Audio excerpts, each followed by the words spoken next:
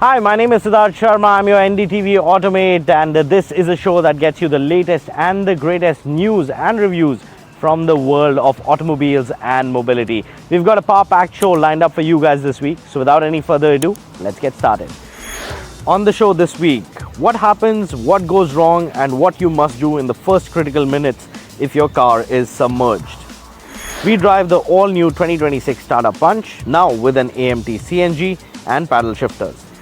We also bring you the biggest auto headlines of the week, an exclusive conversation with VinFast Asia CEO on India plans beyond cars, and a close look at Bajaj's latest electric scooter, the Chetak C25.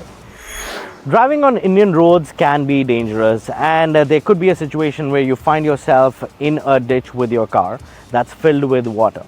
Panic is natural, but panic is also dangerous. The recent tragedy of the Noida techie who lost his life when his vehicle was submerged in a ditch that was filled with water has raised questions about road safety, rescue delays, as well as survival awareness.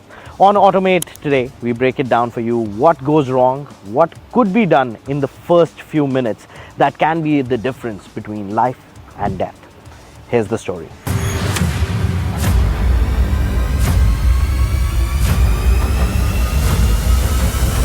A recent incident involving Noida techie Yuvraj Mehta has shocked the country. His car fell into a water-filled construction pit. He climbed onto the roof, used his phone torch, and even spoke to his father. But rescue came too late. This tragic case has started an important conversation. What should you do if your car falls into water? When a car falls into water, people often panic or wait for help. Experts say this is the biggest mistake. In such accidents, the first 1 minute is critical. Acting quickly and correctly can save your life. If you can, just try to remember this order. Seatbelt off, windows open or broken. Get out, do not try to open the door, do not wait. A car doesn't sink immediately. It usually floats for a short time. During this time, the doors become very hard to open because of water pressure. But power windows may still work for 30 to 60 seconds. That is your best chance to escape. First, remove your seatbelt immediately.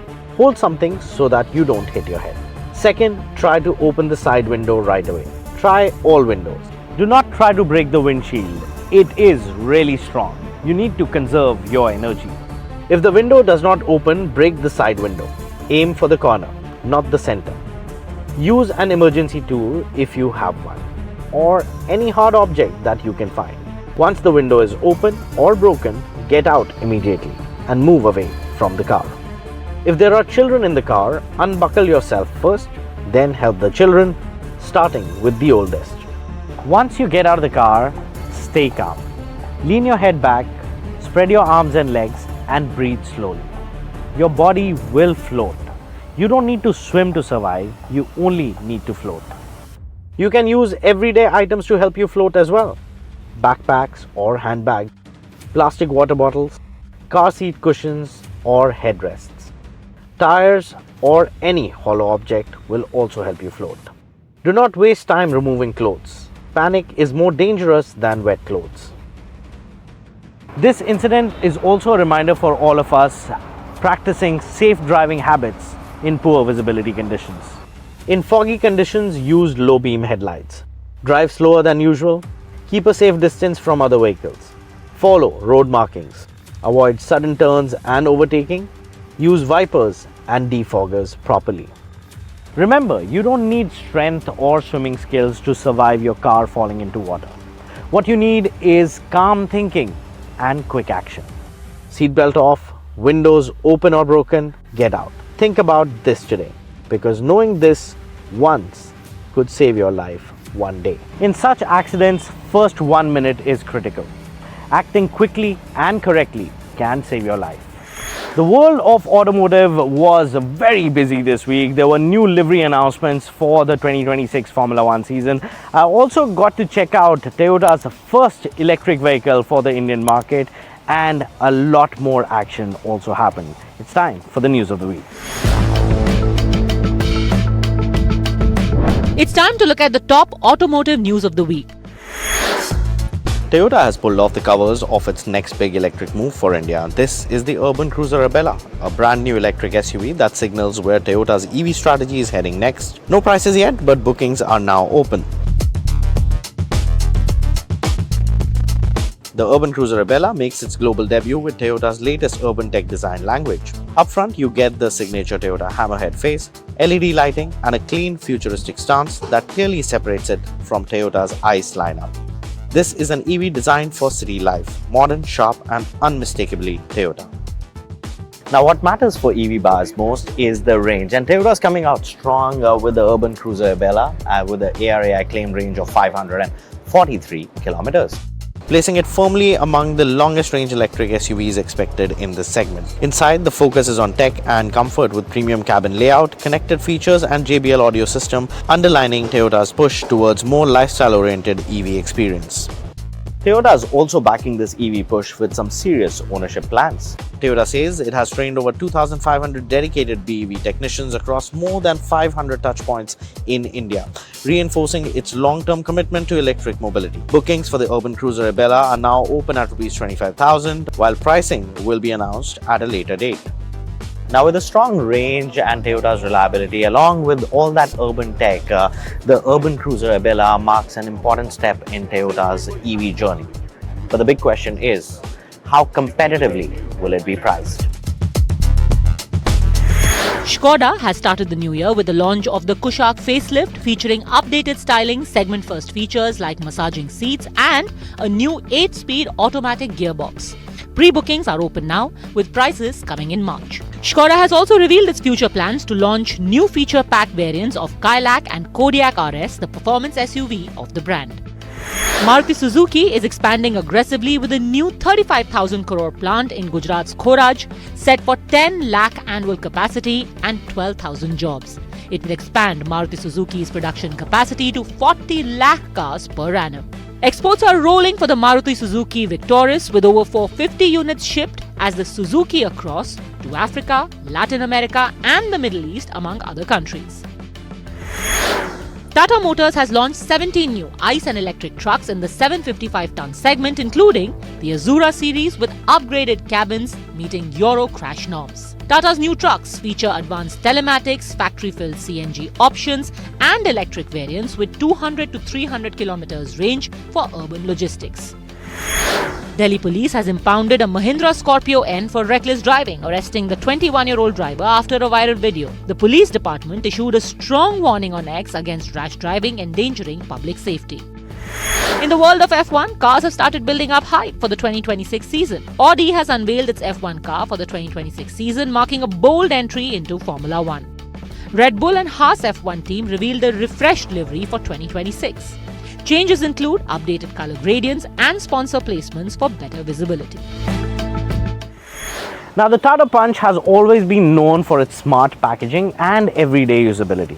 But in 2026, Tata did something that no other manufacturer even thought about. They've loaded the all-new 2026 Tata Punch with a CNG kit, an AMT gearbox with paddle shifters.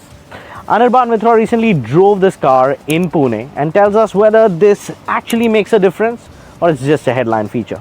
Here's the story. More than 5 years in the market, 7 lakh customers. It was time that Punch had to go through a revision, and I like what I see on the face of it. Very minimal changes, but they are articulate and they were needed. For example, the chunky headlamp cluster, which was in halogen, has been thrown away.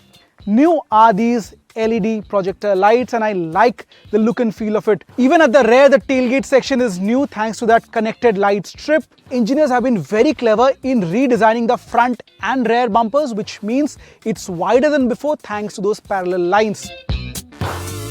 What I don't like is the side profile of the car. Still, it has got massive black cladding, which kind of draws away some appeal from the car. The cabin is a fresh layout. The dashboard design is new. However, this looks a little busy to my liking. Too many cuts and creases. Features have gone really next level. You get this touchscreen from the Altroz and also the bigger Tata cars. It gets auto-dimming IRVM, digital driver's display. The steering wheel is new. There is wireless charging pad. The central console area has been completely redesigned. Also get this armrest for the driver. The seat fabric are new and overall it feels nicely put together. Good amount of features on offer. What could have been better? Well, the panel gaps, I still believe Tata could have really given a little more attention to detail here. I think this brushing against this coarse side panel isn't a very happy experience. Also, since the AC control is now tactile oriented, much like the Nexon and bigger cars, this will be a fingerprint and dust magnet. The platform remains the same, which means dimensionally the car has not changed, which means the volume at the back seat remains as it was in the previous Punch. If you are till 6 feet high, I don't think you'll have any problem with the headroom. So is the case with the legroom. Now, it's not the most spacious cabin, but then if you're looking for outright space, go towards the likes of Kiger and Magnite. What has been smart here is the seats. Much like the front, the rear seats also have this extra bit of padding, which means thigh support has improved leaps and bounds. I think a little bit of soft touch on the side panel could have made a lot of difference.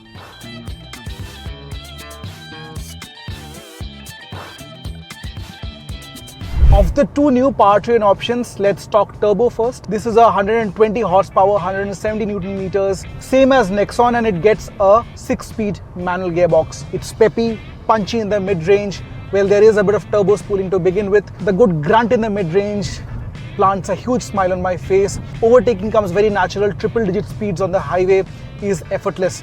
But then there are a fair share of difficulties with this engine, especially it's a 3-cylinder unit, which means there are vibrations on the floorboard. For a petrol engine, I believe the NVH levels could have been better controlled. Lastly, the gearbox combination, well, it takes a bit of effort to really go around the gears. The shift, the throw, and also the travel of the clutch makes life a little difficult, especially if you're driving this car in bumper-to-bumper city traffic. But nevertheless, if you're planning to buy a turbo petrol SUV under 10 lakh rupees on road, this combination with lots of features and good ride and handling provides you with a great option. I have jumped ships from turbo petrol to a naturally aspirated petrol driven in CNG. What's new here? An AMT gearbox, automated manual transmission, and that also is supported by paddle shifters. While it might just sound hilarious, but my outright thought regarding this transmission is it really makes job easier when you are in the need of that extra bit of torque to overtake in the cities. In the manual mode with the shifters, you can hold onto the gear up to 5,500 RPM. When you need that extra poke from the engine, this paddle shifter comes to rescue. But make no mistake, it doesn't feel like a 80 or even anywhere close to a DCT.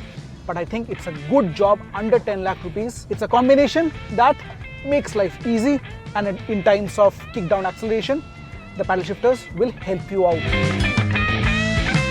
The power figure is around 88 horses, which drops down to around 73 in CNG mode, but the refinement is remarkably more than the turbo petrol engine. What's consistent in any of the Punch variant you choose is the superb ride quality. You throw this crossover into tricky situation, bad roads, broken patches, ruts, loose soil. It's a front wheel drive, but still the kind of assurance this chassis brings to the table, the kind of stability that you feel on those roads, I think no car in the segment comes close to what Punch is able to offer. Who should be getting the new Punch? But before I answer that question, let's look at the pricing once. It starts at 5,60,000 rupees ex-showroom, goes all the way to 10.5 lakh rupees ex-showroom. If you want a CNG powered micro SUV with decent amount of features, good bells and whistles, well, the Punch is the car to go for.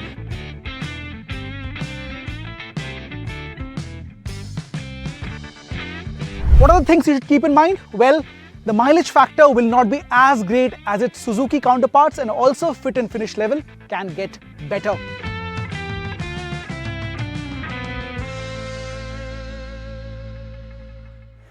VinFast is often known for their electric cars, but Vin Group is far bigger than that. I recently sat down for an exclusive conversation with their Asia CEO to understand the Vin Group's entire ecosystem and what their long-term India plans look like. Take a look. We've seen the success of, VinFast cars. You've quickly gained enough market share and momentum. You're at number 4 spot. So when you say we are the Tata of Vietnam, this was just the first step. What are we going to see next from Vietnam in 2026 and from the VinFast group?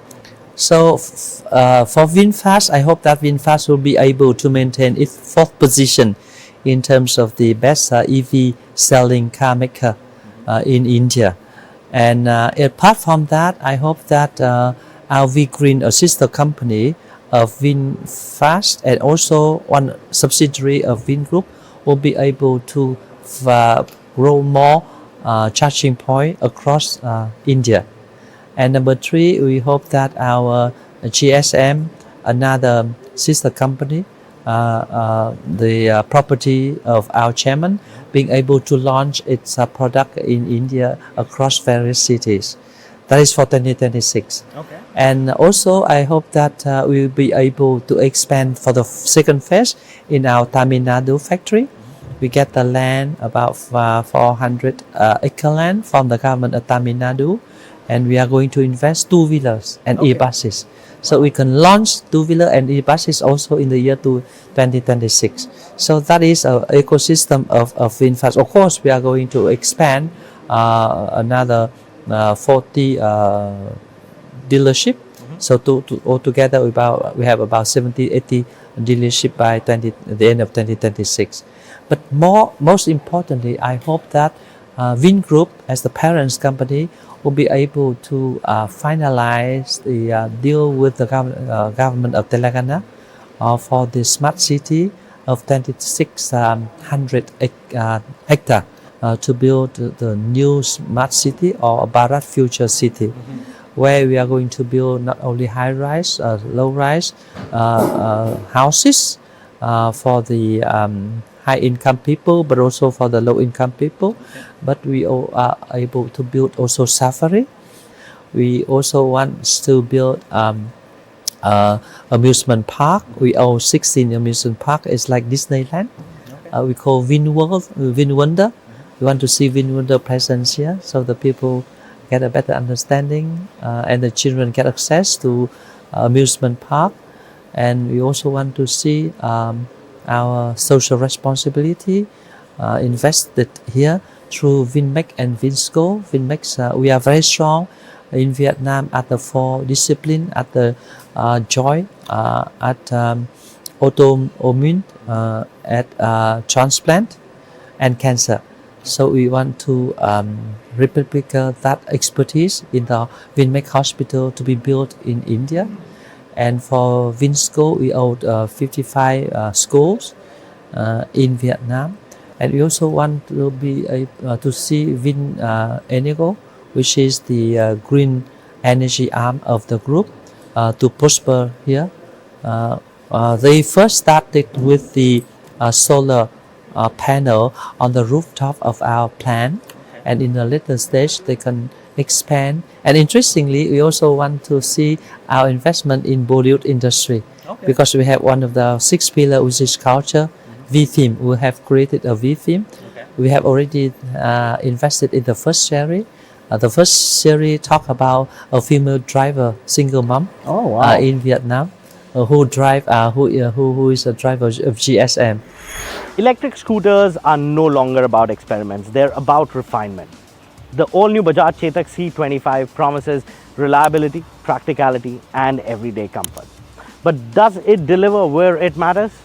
Mohit Bhardwaj finds out. In India's crowded and bustling cities, scooters have been a backbone of mobility, and Bajaj Chetak has been a strong nameplate in the scooterverse. While this mobility is moving electric, so is Bajaj Chetak. And this is the Bajaj C25. Now this is the most affordable and accessible Chetak electric in the company's lineup now, with a starting price of just Rs 91,399. But what is Bajaj targeting with this? Well, a far larger audience.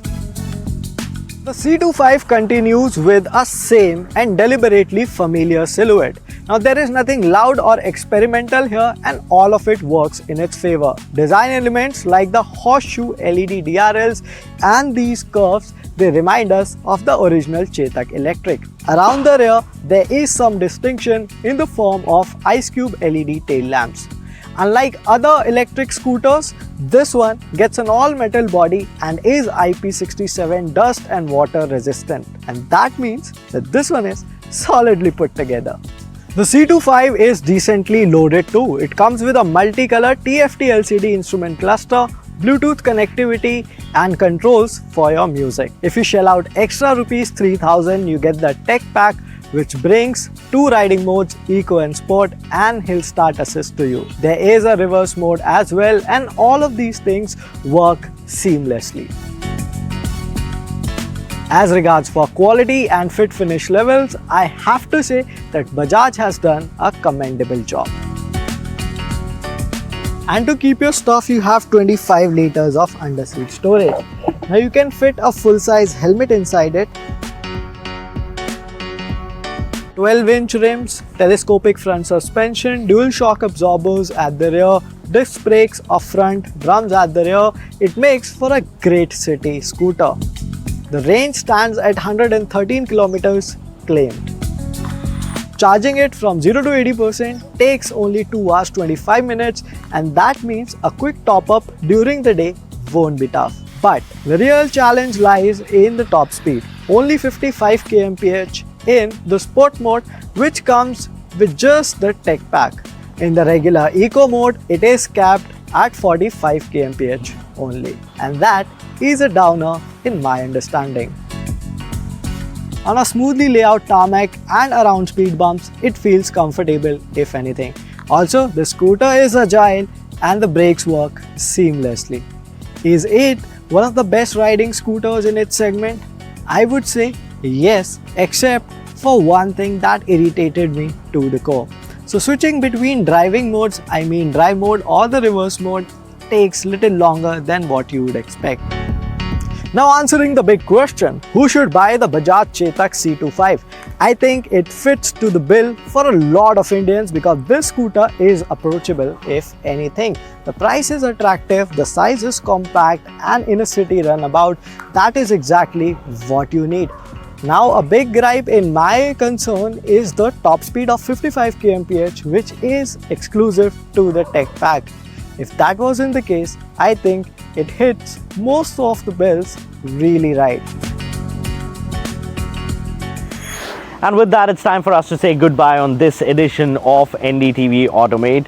Don't forget to follow us on all our social media handles, and of course, for all the latest news, reviews and deep dives into the world of automotive and mobility, don't forget to log in to ndtv.com/auto. Before I go, always remember, wear a seatbelt, follow speed limits, respect the drivers around you. This is your Automate Siddharth Sharma signing off. I'll see you guys in the next one.